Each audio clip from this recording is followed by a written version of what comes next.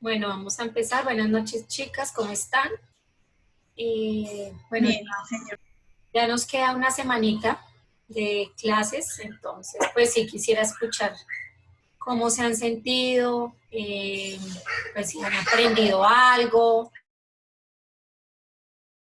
si tienen de pronto algo por decir, alguna sugerencia, algo que quieran decir.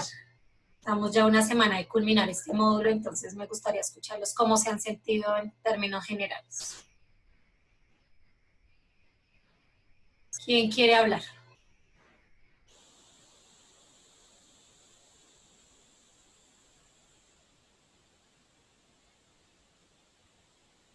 A ver, Profe, nada, Natalie, profe, la monitora. nada, profe, pues al principio lo que te habíamos dicho, pero pues obviamente ya después fue mejor porque pues ya no corrías tanto y eso. Sin embargo, siento que hemos visto muchos temas que son, no sé, tienen muchas patologías diferentes, por decirlo así. Entonces de pronto uno ahí, pues le toca tener cuidado por ese lado para pues saber bien cuál es, pero pues siento que bien. Me gustan las actividades de Kahoot porque siento que ahí nos damos cuenta si el tema nos quedó claro o no. Y eso. Listo, Natalie, gracias. Gracias. Dayana, ¿qué tienes por decir? Bueno, profe, pues relativamente lo que dice mi compañera Natalie, que pues la verdad lo del principio, que pues veíamos muchos temas y pues íbamos como muy rápido. Y también a mí me gustan mucho las actividades de Kahoot, me parece que pues nos reímos un ratico. No, profe, todo súper bien, ya creo que pues hemos como aprendido muchísimo. La verdad, yo sí, llevamos muchos temas, pero pues igual uno ir estudiándolos, que eso es como lo más factible para poder aprender. Ya, profe. Muchas gracias. Juliana, ¿tú qué piensas? ¿Cómo te has sentido? ¿Si has aprendido? Pues durante este tiempo se me han hecho los temas bastante interesantes, como los explicas, como la definición, después los síntomas, el tratamiento. También concuerdo con Dayana, lo de las actividades de Kahoot son muy entretenidas y hacen la clase muy didáctica, porque antes aprendemos hasta más viendo como el A, B, C, la múltiple respuesta, creo que nos ayuda más, me gusta, la verdad. Listo, Juliana, muchas gracias. Alejandra, cuéntame cómo te has sentido. Ya estoy haciendo como una evaluación faltándonos una semana, pues para que aquí en adelante los temas que nos quedan, pues sean los más entendibles, pero pues sí me gustaría escuchar cómo se han sentido en las últimas semanas. Ya habíamos hecho una retroalimentación inicial y me gustaría pues saber cómo se han sentido la última semana, las últimas semanas. Bien, profe. A mí me ha gustado, realmente he entendido más. Y como he escuchado esas actividades en Kahoot, me han gustado muchísimo. Muchísimo me han gustado. Pero de resto muy bien, profe. He entendido muy bien todo, me ha quedado todo muy claro. Entonces, bien. Listo, Alejandra, Profe, muchísimas buenas gracias. noches. Buenas noches, Jefferson, ¿cómo estás? Estamos ¿Qué tal? haciendo una pequeña evaluación de cómo se han sentido, ya teniendo en cuenta que casi acabamos, entonces, ¿cómo te has sentido? ¿Si has aprendido? ¿Qué dudas, inquietudes, sugerencias para el último trayecto que nos queda? No, profe, muy bien todo. Muy bien. Ya has entendido, ya hoy, como dijiste la vez pasada, ya le bajé un cambio, ya se entendió un poquito más las cosas. Sí, profe, sí, pues ya, pues, no hay tanta intensidad como de diapositivas, sino ya hay más como al tema centrado. Entonces ya, pues, obviamente entiende uno un poco más rápido y eso que, pues, hay mucha terminología, pero ahí se va preguntando y ahí se va entendiendo. Sí, listo, Jefferson. Sí, yo los he visto a ustedes también que ya preguntan más y eso es importante, porque pues la idea es que no nos quedemos con nada. Si de pronto hay algo que yo no sepa, que pues lo buscamos y lo miramos, pero la idea es que todo quede claro en la clase como para después no dejar vacío, ¿sí? Entonces digamos que eso es para mí importantísimo lo que ustedes me están diciendo, es de muchísimo valor que estén entendiendo mucho más y las actividades de Kahoot precisamente pues me han mostrado eso, que en su gran mayoría el grupo ha entendido el tema, que hay muchas patologías, como lo dijo Natalie, con muchos síntomas que de pronto tienden a revolver la cabeza, sobre todo pues cuando uno está empezando como a ver y no ha tenido ese contacto con la parte clínica, obviamente se tiende uno a confundir, pero digamos que ya va por lo menos identificando alguna que otra patología, que es lo importante y lo principal que debemos conocer. Eso es lo que yo quiero que ustedes se lleven en este módulo, que si les hablan de alguna patología, por lo menos ustedes sepan qué es o en dónde se manifiesta y cuáles pueden ser como los posibles cuidados que nosotros podemos dar, que finalmente nosotros vamos a dar cuidado. Es importante que como enfermeros reconozcamos la enfermedad de fisiopatología y anatomía, pero nosotros somos los que vamos a dar el cuidado directo y es importante que frente a las manifestaciones, pues nosotros actuemos de la mejor manera y oportunamente. Entonces, yo me quedo feliz que ustedes se vayan con algo de conocimiento en ese aspecto. La terminología y demás cosas también se van aprendiendo, también hay que leer, hay que repasar, porque pues hay muchos términos que van a salir y ustedes que van a escuchar a lo largo de esta carrera que están estudiando. Entonces, pues muchas gracias por las apreciaciones, por los comentarios y bueno, ya vamos a tratar de hacer esta última semana pues lo más amena y lo más tranquila para que ustedes aprendan un poquito más de la mejor manera. Entonces, hoy vamos a empezar a ver, bueno, ayer empezamos ya con el tema de diabetes y hoy vamos a ver una patología también que tiene mucho que ver también con la diabetes, que se llama coma hiperosmolar. Digamos que está muy relacionado con las complicaciones de la diabetes. Se denomina de esta manera coma hiperosmolar o estado hiperosmolar no cetósico. Ya vamos a ver a qué se refiere, es una palabra un poco complicada de decir y ya vamos a ver de qué se trata esto. Entonces, como les dije, el coma hiperosmolar es una complicación también de la diabetes, como lo fue la enfermedad que vimos el día de ayer, cetoacidosis diabética. Digamos que son las dos complicaciones de la diabetes más frecuentes, ¿sí? El mayor porcentaje de complicaciones de la diabetes pues estaba dado por la enfermedad que vimos ayer, que es de un 40%, y un 20% está dado por esta enfermedad que es el coma hiperosmolar. Esta es una enfermedad pues que se origina principalmente en los pacientes con diabetes tipo 2. Entonces, si recordamos, los pacientes con diabetes tipo 2 son los pacientes que pues en su gran mayoría son mayores, personas adultos mayores, y son personas que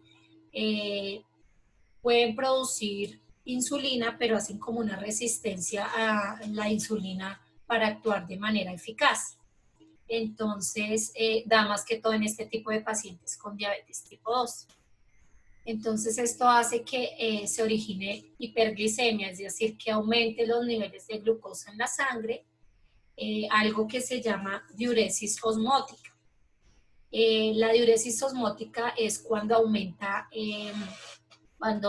la micción, o sea, la orina, debido a que hay unas sustancias en el líquido filtrado por los riñones que hacen que llegue como agua adicional a la orina. Entonces, normalmente el cuerpo humano lo que hace es que el riñón filtra ciertas sustancias pero entonces al filtrar estas sustancias, pues hay un líquido extra, por decirlo así, que se convierte en orina y aumenta, digamos, hay una orina adicional que hace que aumente las diuresis de los pacientes. También aquí encontramos deshidratación y hiperosmolaridad secundaria. La hiperosmolaridad pues es cuando aumentan las concentraciones de sustancias como sodio, como glucosa y otras sustancias que se encuentran en la sangre. Entonces, aumenta todo el término hiper es aumento, siempre cuando hablamos de hipertensión, hipernatremia, hipercolesterolemia, entonces todo eso es porque está aumentado, ¿listo? También puede darse en los pacientes de diabetes tipo 1, pero es más frecuente en los pacientes de diabetes tipo 2, cuando hay cantidad suficiente de insulina, pero no se puede controlar la glicemia. En los pacientes de tipo 1 hay insulina, pero digamos que esta insulina no puede controlar toda la glicemia que se encuentra en el organismo. No es suficiente o está escasa o es baja, entonces se observa deshidratación, es mucho más marcada en esta enfermedad, mucho más marcada que pronto en la cetoacidosis. Y las alteraciones de la conciencia van desde obnubilación mental, o sea que el paciente está totalmente, no recuerda nada, no tiene como conciencia, y hasta estados profundos, estados comatosos. El paciente ya no responde a ningún estímulo, ya puede terminar en un estado de coma totalmente. Y pues el desarrollo es progresivo. Entonces, esa es la definición de lo que es esta enfermedad. Es importante, también se produce por diabetes, especialmente la de tipo 2, produce deshidratación y también puede producir alteraciones a nivel de la conciencia. Son como los puntos más importantes. Cerca del 40% de estos pacientes desarrollan esta condición como primera manifestación de una diabetes mellitus. Es decir, es lo primero que se puede desarrollar un coma diabético como primera manifestación de que el paciente tiene una diabetes. Lo que yo les decía ayer, a veces el paciente ni siquiera sabe que tiene diabetes, sino que ya empieza a desarrollar toda la sintomatología del coma hiperosmolar, entonces es una de las primeras manifestaciones en el 40% de los casos, o sea, en un alto porcentaje de pacientes. Su incidencia es 1 por 1000 personas al año. Digamos que la incidencia es mucho más baja comparativamente con la cetoacidosis, que la cetoacidosis está entre 4 y 8 por 1000 pacientes al año. Es decir, es una incidencia baja. ¿Listo? No es tan común. La incidencia es el número de casos que se presentan, el número de casos nuevos que se presentan de una enfermedad. El promedio de edad es de 60 años, por eso afecta más que todo a los diabéticos tipo 2, que son los ancianitos, pues las personas de edad avanzada, y tiene una mortalidad entre 15 y 70%.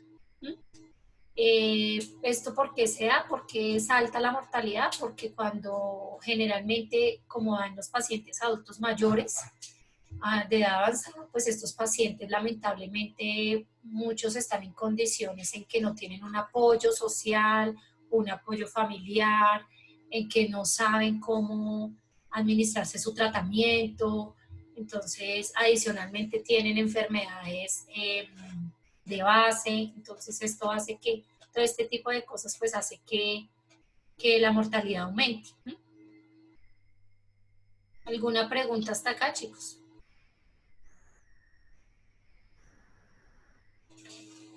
Listo.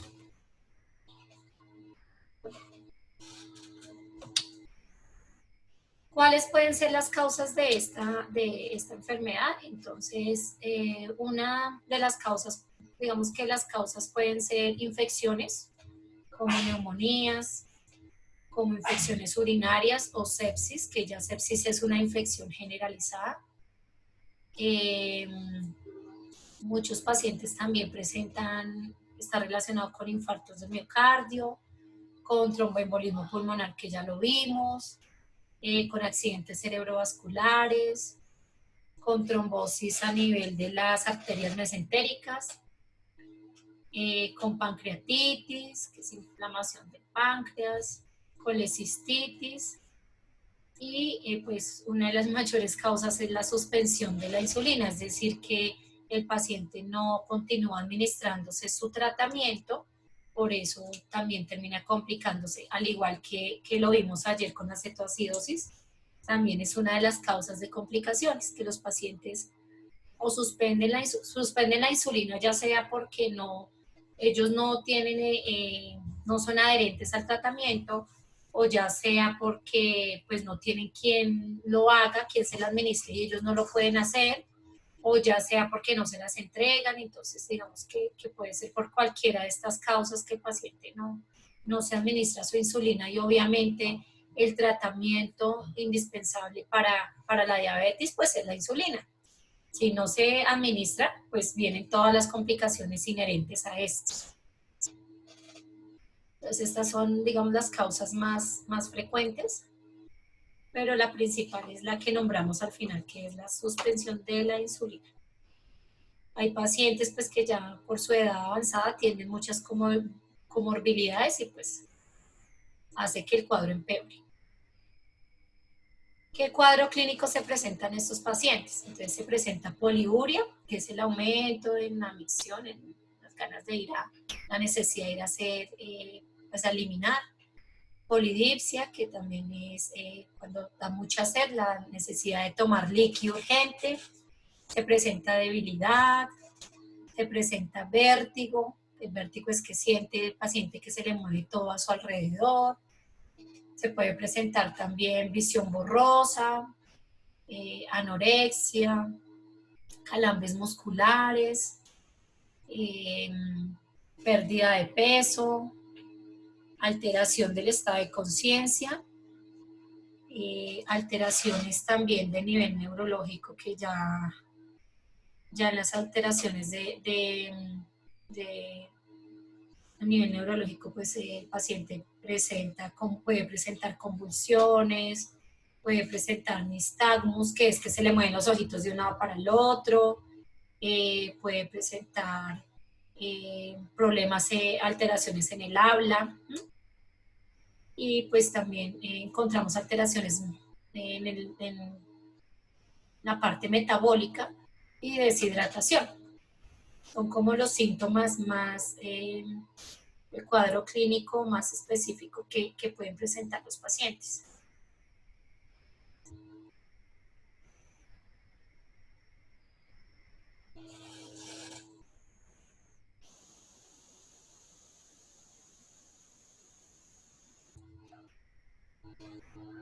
¿Alguna duda, chicos? ¿O ha quedado hasta aquí claro? Entonces, si se dan cuenta, tiene unas características muy particulares también, pues tienen, digamos que características similares a la cetoacidosis, pero en el tipo de pacientes que da, y de pronto los síntomas, aquí la parte neurológica son un poquito más agresivos. Hay unos criterios de diagnóstico que es cuando el paciente tiene una glicemia mayor de 600. Entonces, como yo les decía, el valor normal de glicemia está entre 70 y 110. Obviamente, si es un paciente que tiene una glicemia mayor a 600, es porque está muy descompensado. Entonces, este es uno de los criterios diagnósticos de un paciente con estado hiperosmolar no cetósico o coma hiperosmolar, como se le quiera llamar. Tienen una osmolaridad sérica mayor a 320 miliosmoles. ¿Qué significa esto? Que está aumentada porque lo normal del valor de la osmolaridad sérica es de 275 a 295. Entonces, si nos damos cuenta, pues está aumentado también.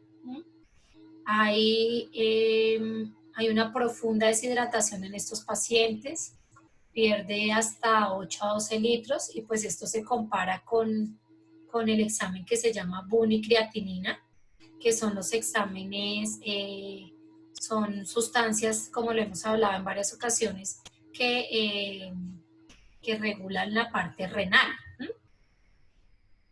Entonces, estos valores también, digamos, nos van a ayudar a indicar qué tan comprometido y tan deshidratado está el paciente.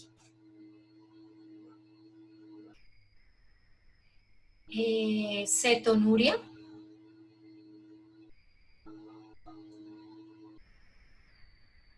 Que la cetonuria pues nos dice que hay en la orina cetonas. Normalmente nosotros tenemos en nuestro organismo cetonas, que son las sustancias que nos ayudan a dar energía, pero pues deben estar digamos que en concentraciones entre 0.5 y 3 miligramos más o menos, es lo normal, o sea, lo normal que nos aparezca estos cuerpos cetónicos en orina. Ya cuando están aumentados es porque no se está haciendo una adecuada, los cuerpos cetónicos pues aumentan cuando hay mucha glucosa circundante, entonces por eso aumenta también en todo el organismo y en la orina se ven reflejados. También está el bicarbonato alterado y hay alteración de la conciencia. Entonces estos son como los puntos que ellos tienen en cuenta para hacer un diagnóstico de eso. La glicemia, la osmolaridad sérica, la deshidratación, cetonuria, el bicarbonato y la alteración de la conciencia.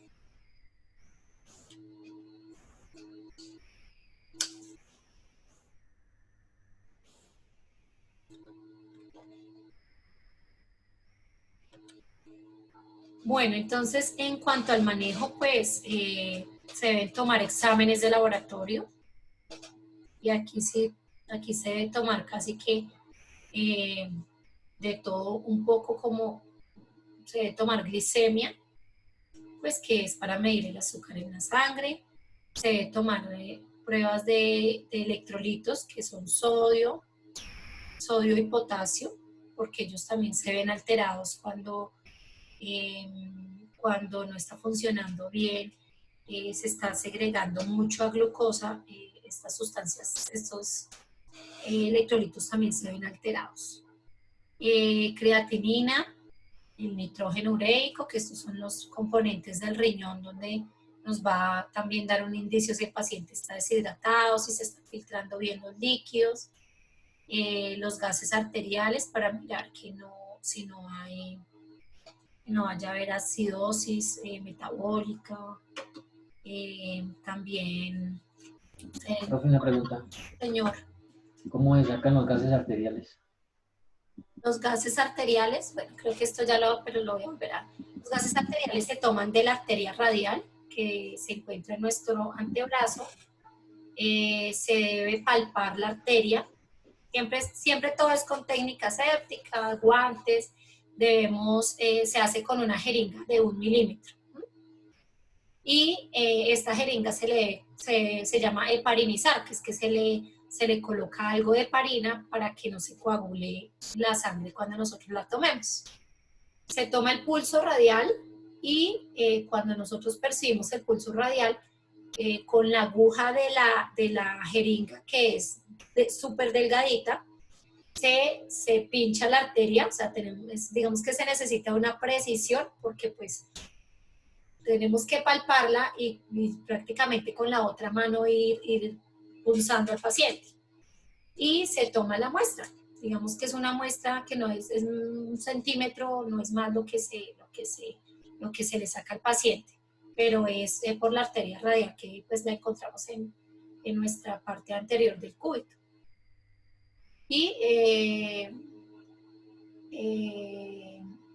Esta muestra es llevada a una máquina que procesa gases arteriales y ahí ya nos bota el reporte pues de cómo está el pH, cómo está el bicarbonato.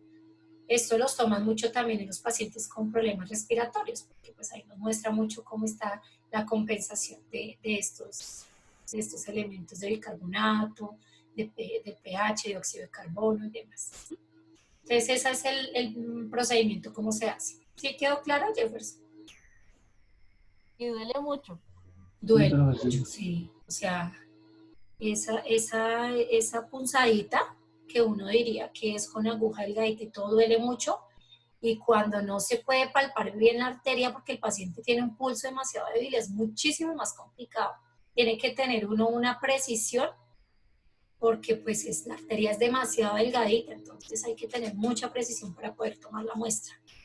Hoy en día, obviamente si ustedes están en un estado de urgencia, emergencia, donde tienen que tomar laboratorios, pues nos toca hacerlo a nosotros, pero hoy en día lo hacen las terapeutas respiratorias, son las que hacen mucho ese procedimiento. Sin embargo, pues en algún momento nosotros nos tenemos que ver enfrentados a eso, pero cuando hay tiempo y demás, la terapeuta es la que se encarga de tomar ese examen. ¿Listo? También se miran cetonas séricas y urinarias, es decir, que se toman en muestra de sangre y también en orina, a ver cómo están los valores. Uroanálisis, que es el mismo parcial de orina. No se nos olvide que cuando nos hablan de uroanálisis es el mismo parcial de orina. ¿Listo? Lo que pasa es que en términos médicos y de laboratorio se llama uroanálisis. Y el hemograma, que también es el mismo cuadro hemático. Entonces lo podemos encontrar como cuadro hemático o como hemograma. Vemos que estos son los exámenes digamos, especiales que se deben tomar. Sin embargo, pues ya según criterio médico, él puede pedir más exámenes complementarios, o ya es de acuerdo a lo que determine el médico que está viendo el paciente. Dentro del tratamiento, que es importante, pues hidratar al paciente, la hidratación. Entonces, pues la idea con estos pacientes es hacer un tratamiento precoz para evitar complicaciones. Entonces, una de las cosas importantes es administrar líquidos pues, intravenosos. Siempre hay que canalizar un acceso venoso. Y para tener el soporte de líquidos, para ayudar a mejorar la perfusión distal, para ayudar a reducir la glicemia y la osmolaridad plasmática. Y es importante entonces colocarle al paciente colocarle líquidos endovenosos. Generalmente se les debe colocar iniciando solución salina. La solución salina ayuda a diluir y a bajar los niveles, a compensar un poquito los niveles de azúcar en la sangre, a mejorar el gasto urinario, digamos que es a mejorar la tensión arterial. Y la solución salina se usa en estos casos pues para hidratar a estos pacientes. Generalmente se colocan de 1 a 2 litros de estos líquidos. La solución salina, y bueno, eso lo vamos a ver en todo el tema de medicamentos y líquidos, pero para que ustedes sepan, hay varios líquidos.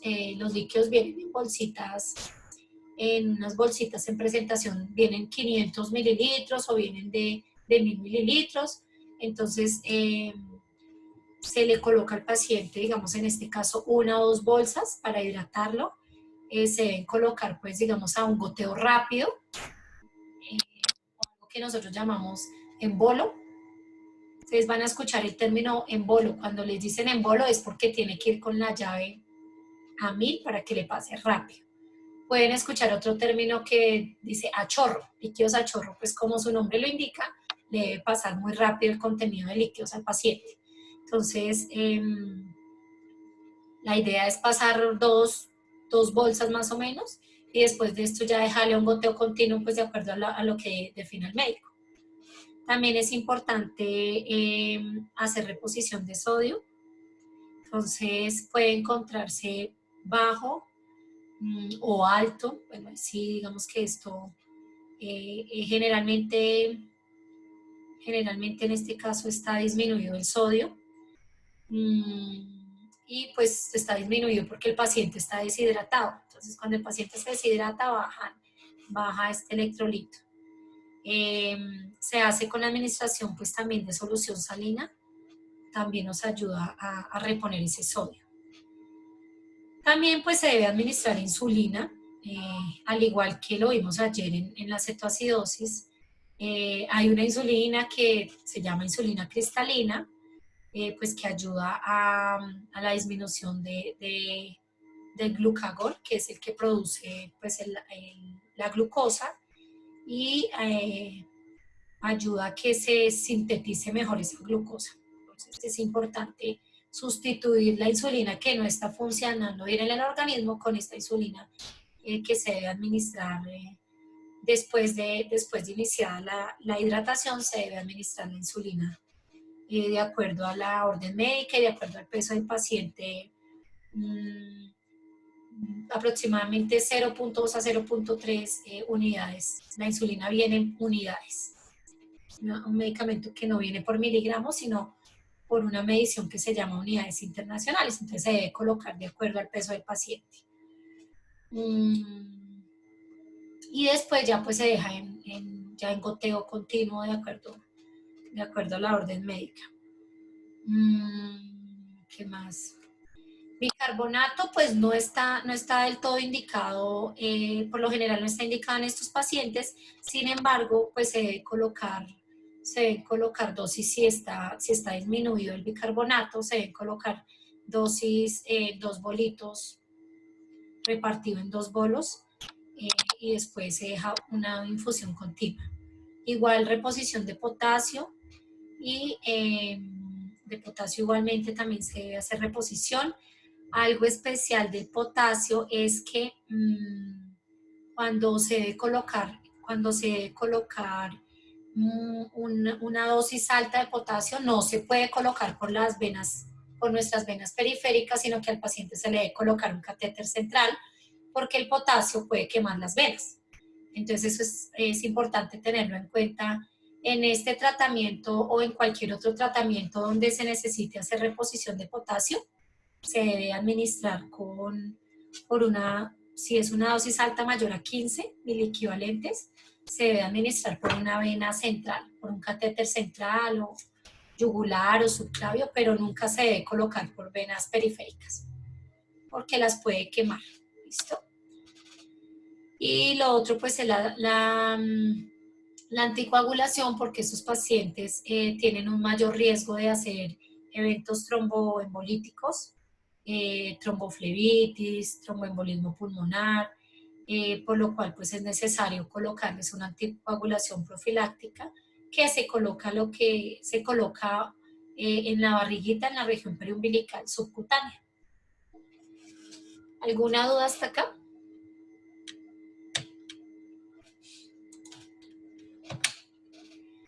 ¿Qué complicaciones puede haber en el coma hiperosmolar?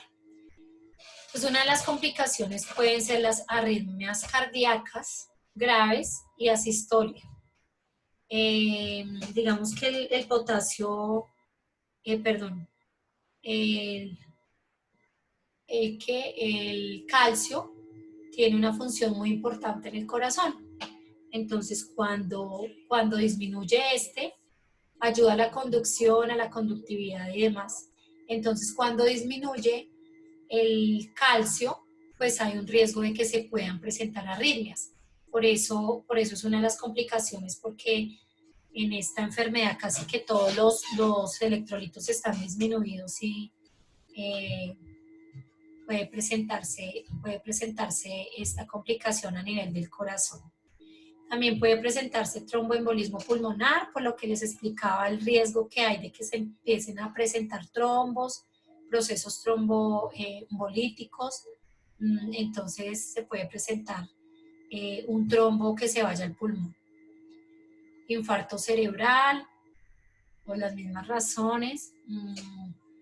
la sangre se coagula, las arterias presentan disfunción, no le llega suficiente oxígeno ni sangre al cerebro y se infarta. Coagulación intravascular diseminada. La coagulación intravascular diseminada se genera porque hay una excesiva y pues anormal generación de trombina y fibrina, que son las ayudantes de la coagulación. Entonces la sangre se empieza a formar coágulos en los vasos sanguíneos. Esto es coagulación intravascular diseminada y se empieza pues a formar en los vasos sanguíneos estos coágulos. Síndrome de dificultad respiratoria y edema cerebral. Entonces, si se dan cuenta, acá hay más complicaciones asociadas, a diferencia de la cetoacidosis, y también se encuentra el edema cerebral como complicación de esta enfermedad.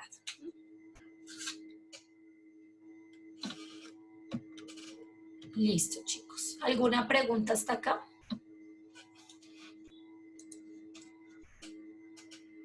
¿No? ¿Sí quedó claro? Listo. Bueno, entonces ya estas dos patologías que vimos estaban relacionadas pues con el tema de la diabetes